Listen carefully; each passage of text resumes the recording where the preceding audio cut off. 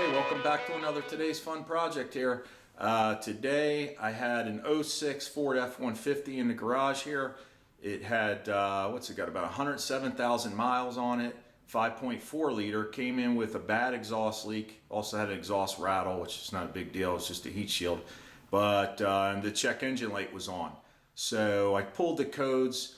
I had two catalyst codes. I had the P0430 and the P0420, the dreaded catalytic converter codes. You know, each bank, you've got passenger and driver's side bank, they each have their own catalytic converter. Bank 1, bank 2. Anyhow, long story short, I didn't think I was going to film a video, and then I thought maybe I should film the video because I'm here to help people, and this video may be helpful to you if you're experiencing those codes. So what I did was, after I repaired the exhaust leak, I pulled the data stream up on my reader, on my code reader, just a small code reader, and I graphed the O2 sensors.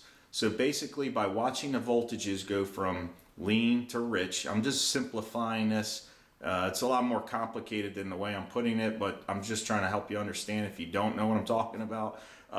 Anyhow, you go from lean to rich, okay? So up and down, 100 millivolts to 900 millivolts, just under a volt. And anyway, I compare the data stream, and the upstream sensor is the one closest to the engine, usually up by the manifold, exhaust manifold, and then you have the downstream oxygen sensor, which is usually right down around the catalytic converter on both sides now. So there's 4 oxygen sensors, 2 on each side. Anyway, if you watch those voltages and compare them, it can give you a good idea on the health of your catalytic converter.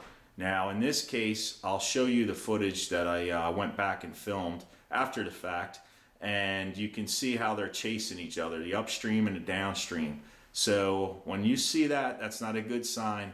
The downstream should pretty much try to be straight, steady, 600, 700 millivolts, 0.6, 0.7, and somewhere around there would be a healthy, I'd say a healthy catalytic converter, where these are just following the front upstream converter, meaning basically they aren't doing anything.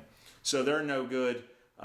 It's a bad Monday for the owner, I guess, because that's an expensive fix.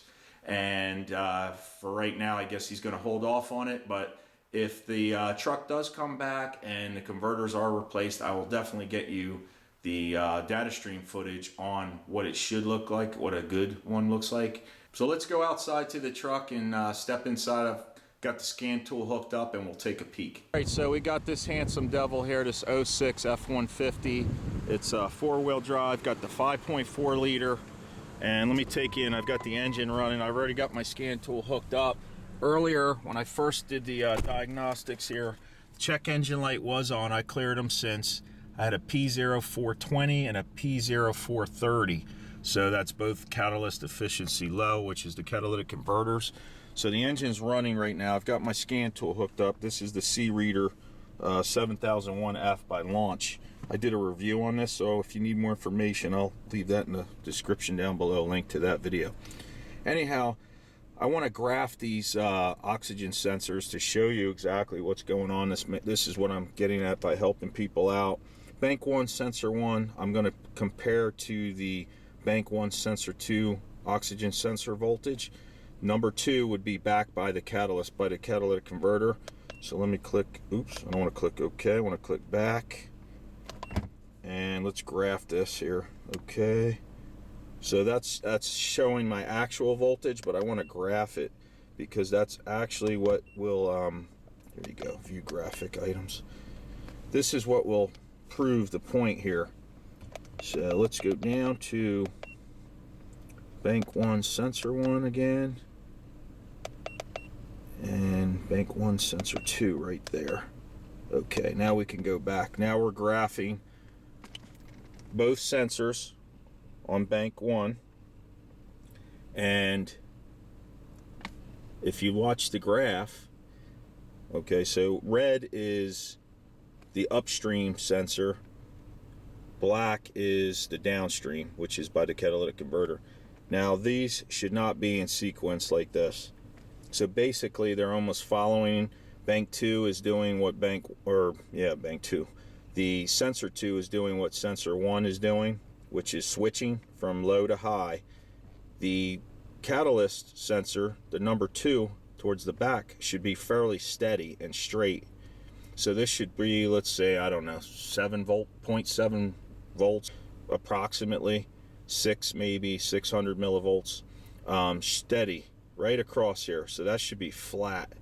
So they should not be chasing each other. Now if I back out of this, like I say, this is on O2 sensor 2 bank 1 here. Let's go to select items, and now I'm going to go to 2, to the other bank. Okay, so on bank 2 here we see the upstream and the downstream, same thing, red and black, and they're basically imitating each other. So that downstream, once again, should be level, not following the upstream, which means that that catalyst is shot. It's not doing anything, and the ECM's throwing the code for that. So hopefully that explains it. The exhaust leak on this truck was probably about 2.5 feet behind the bank 1 catalyst. So maybe I'll give you a shot of that. I'm on the passenger side. Let me give you a quick view of where that catalytic converter is. Over here on this passenger side, I have a band clamp on it because the heat shield was rattling. So that comes right down from the manifold going this way towards the back.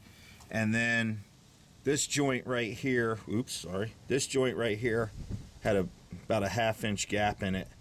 So that was the leak, which is, at least 2 foot, 2.5 feet away.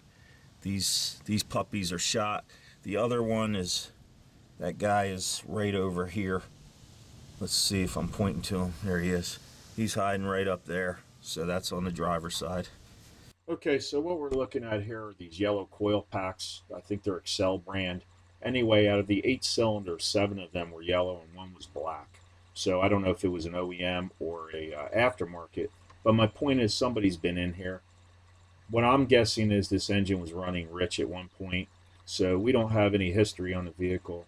And by running rich, all that extra fuel in the catalyst exceeding 2,000 degrees will burn it up. So basically that's what toasts them most of the time. There can be other reasons, but I think in this case that's probably what happened.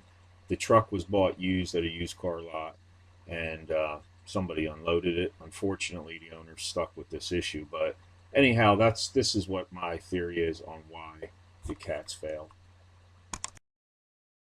So there we go. The catalytic converters are toast. Anyway, another thing you should do is check those oxygen sensors. There's ways to test them. I can't go into that right now in this video. There's plenty of videos out there on that subject. You can test it. Make sure that the sensor's not lying to you, because it could be. Anyhow, you don't want to go ahead and change out catalytic converters if you're not 100% positive that that's the case. Your other scenario would be the actual honeycomb of the converter clogs up and plugs up the exhaust stream, which would give you back pressure, which would cause a lot of diagnostics, or not diagnostics, but what's the performance of the engine itself. So you would get sputtering, lack of power, those kind of things. So that's another way catalytic converter can go bad. There's lots of ways. Like I said, it's just a quick video to give you an idea, maybe some direction if you're having that problem. And that's about it. So OEMs are super expensive. They're usually built much better than the aftermarket. The aftermarkets do give you a warranty also, but usually you get what you pay for. So as far as what you're going to replace it with or how you're going to repair it, that's up to you and your budget. So thanks for watching. Don't forget to check out my other videos. Thumbs up's always good, and I'll see you guys on the next one. Take it easy.